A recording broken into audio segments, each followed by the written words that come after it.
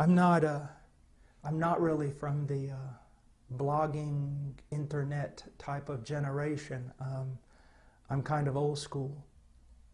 And I suppose all that stuff really has some value to it. But as I wrote recently, it really just burdens my heart, you know. You see all these young men blogging and fighting over theological nuances. And in a way, many of them haven't lived long enough to even know or at least experience what they're talking about.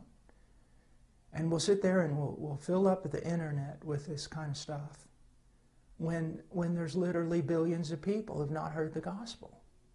I mean, it's insane. If you're listening to this and you're a young man, this is probably not your time to write a book and change the world or have a blog that gets hits from all over the planet. This is your time to prepare yourself to become a man of God. Not to be on the internet, but to be alone with God in prayer until He pours out His Spirit on you and makes you a useful servant. And then go out and don't be involved in pouring water on a land that's saturated. Go out with your life and preach the gospel to the nations that don't know Christ. Why be alive? The need is tremendous.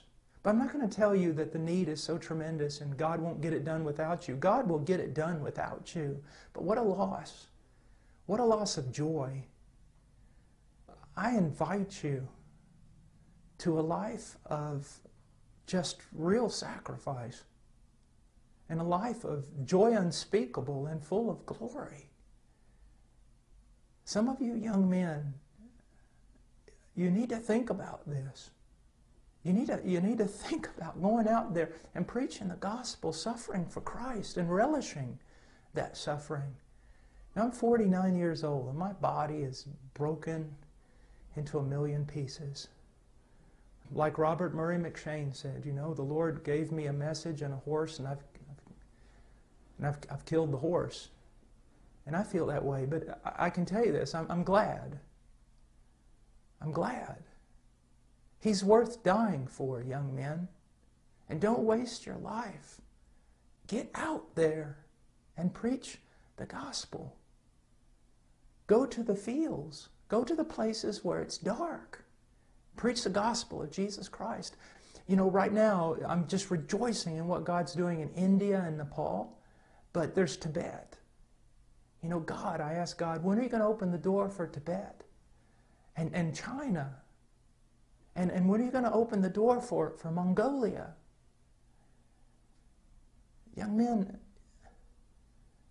go somewhere and die, that only God and hell will know your name. God because He loves you, and His Spirit is powerful upon you, and hell because hell hates you. Go somewhere and preach the gospel. You know, I sometimes read the Puritans and Martin Lloyd-Jones and Charles Spurgeon, and then I look at the modern day preachers that we have been so blessed with. You know, men like John MacArthur and John Piper, and so many brilliant men, and all these men, they're older men, and they've studied a lot, and God's given them a voice. Young men, don't try to be them, at least not now. Go somewhere where John MacArthur and John Piper are not, and preach the gospel, and pray, and intercede.